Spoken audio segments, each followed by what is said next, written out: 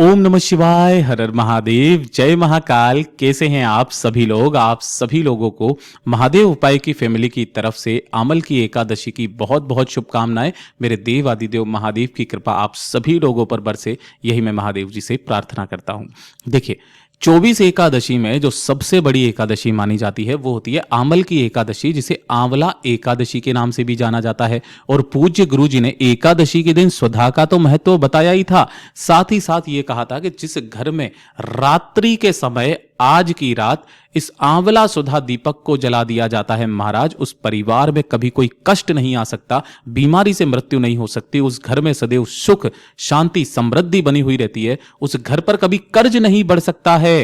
वो जिस कामना से करते हैं उनकी कामनाएं पूरी जरूर होती है।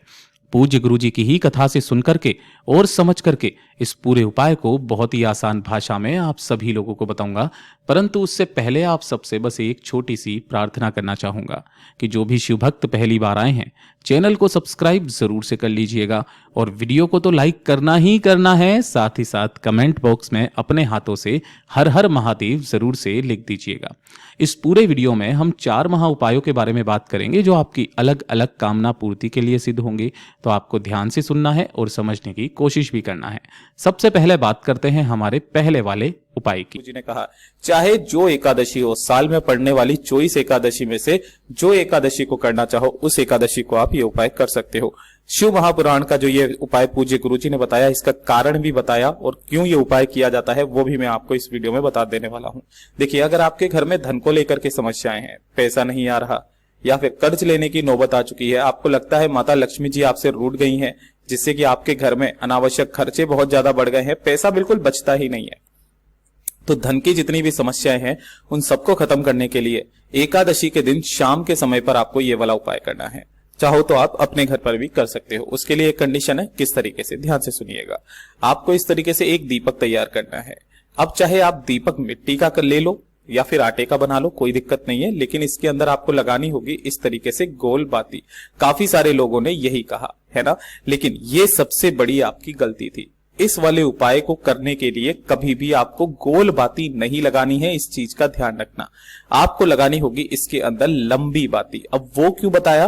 पूज्य गुरु जी ने कहा कि जब आप अपने घर में धन संपदा है ना, साथ ही साथ वैभव की जब आप वृद्धि की कामना करते हो ना, तब यहां पर लंबी बाती का प्रयोग किया जाता है कि जब वृद्धि की कामना करी जाती है तो बत्ती लंबी लगाई जाती है ताकि वृद्धि होती रहे, है ना। इस चीज का ध्यान दीजिएगा।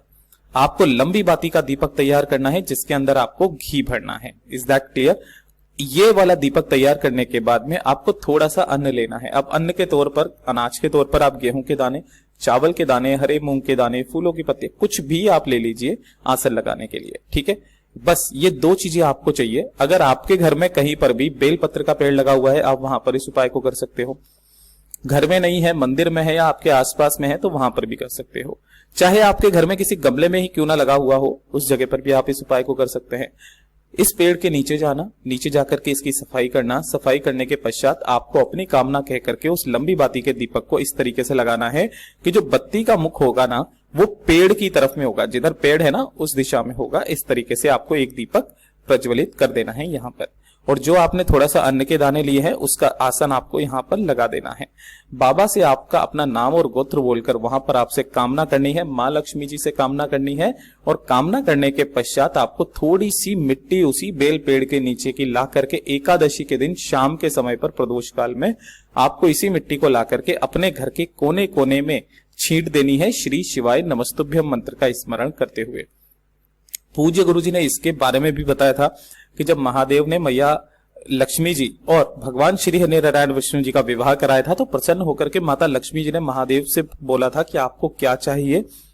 मना करने के बावजूद भी जब महादेव जी नहीं माने, तब माता लक्ष्मी जी ने उनसे जबरदस्ती ये चीज के बारे में पूछा था कि आपको कुछ तो लेना ही पड़ेगा।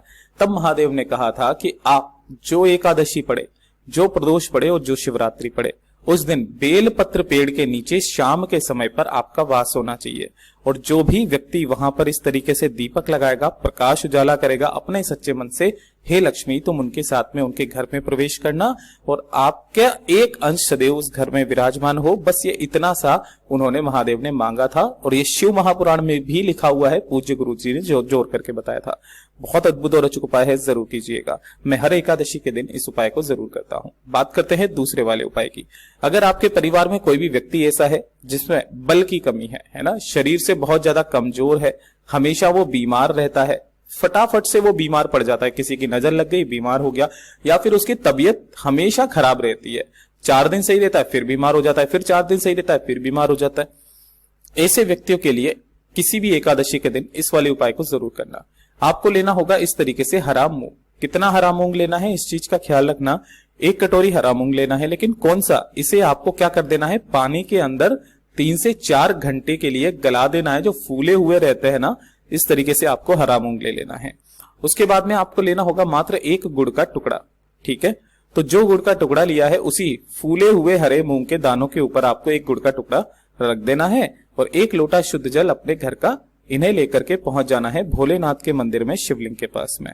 यहां पहुंच करके आपको सबसे पहले तो जो सामने नंदी बाबा बैठे हुए रहते हैं, उन नंदी बाबा के पास में जाकर के जो उठा पैर है, उस उठे पैर के पास में उस हरे मूंग और गुड़ को आपको ऐसा का ऐसा ही उस व्यक्ति का नाम और गोत्र बोल करके समर्पित कर देना है जिसके निमित्त आप इस उपाय को कर रहे हैं।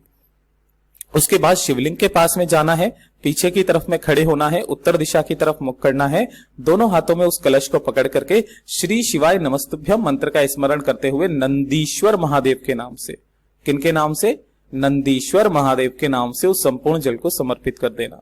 जो भी आप जल समर्पित करेंगे वो जल जलाधारी से बह करके नीचे गिरेगा। थोड़ा सा जल आपको रोकना है, बाबा से विनती और कामना करके नंदी बाबा के पास में रखा हुआ ये जो हरा मूंग और गुड़ है इसे उठाना और इस जल को ले लेना, ठीक है। घर जाने के पश्चात आपको इस जल को तो क्या करना है, उस बीमार व्यक्ति को इसका आचमन करा देना है ना। और साथ ही साथ ये वाली जो हरा मूंग और गुड़ है, आपके आसपास जो भी नंदी बेल दिखे है ना, चाहो तो आप गौशाला चले जाओ, वहां पर जाकर के उन नंदी बेल को आपको क्या कर देना है, उस हरे मूंग और गुड़ को खिला देना है, उसका नाम और गोत्र बोल करके जिसके लिए आप ये उपाय कर रहे हो। एक चीज का ध्यान रखना, आपको ऐसे बेल को खिलाना है जिसकी नाक में से रस्सी नहीं गई हुई हो, है ना। देखिए यहाँ पर इसके नाक में से रस्सी नहीं गई हुई है, इसीलिए मैंने आपको इस तरीके से वीडियो के माध्यम से बताया। पूज्य गुरु जी का बहुत अद्भुत और अचूक उपाय है, जरूर कीजिएगा। और अब बात करते हैं तीसरे वाले उपाय की, जिसके लिए कहा गया कि एकादशी का इससे सुंदर और अचूक उपाय हो नहीं सकता कि अगर आपकी कोई कामना, कोई हृदय की बात काफी समय से पूरी नहीं हो रही है, आपकी वो इच्छा पूरी नहीं हो रही है, तो एकादशी का इच्छा पूर्ति का सबसे अचूक उपाय, इसे करना मत भूलिएगा, 7 बेलपत्र वाला उपाय। कैसे करना है, 7 बेलपत्र आपको लेने हैं जो कहीं से भी खंडित कटे फटे ना हो, और 1 लोटा लेना है तांबे का, जिसके अंदर आपको जल की जगह पर अगर आपको किसी भी पवित्र नदी का जल मिल जाए, पवित्र नदी का जैसे नर्मदा का ले लीजिए, गंगा जल ले लीजिए, कोई सी भी पवित्र नदी का जल भर देना है। अगर इतनी मात्रा में नहीं है तो इसमें आपको सिंपल अपने परिंदे का जल भरना है और 2 से 4 बूंदे गंगा जल, सबके पास में होता है, थोड़ा सा गंगा जल इसके अंदर मिला लेना है। और जो 7 बेलपत्र आपने लिए हैं, इन 7 बेलपत्रों को भी इसी कलश के अंदर आपको डाल देना है। इस लोटे को लेकर के पहुंच जाना है भोलेनाथ के मंदिर में, शिवलिंग के पास। लेकिन द्वारपाल पर आपको सबसे पहले दर्शन होंगे किनके, नंदी बाबा के।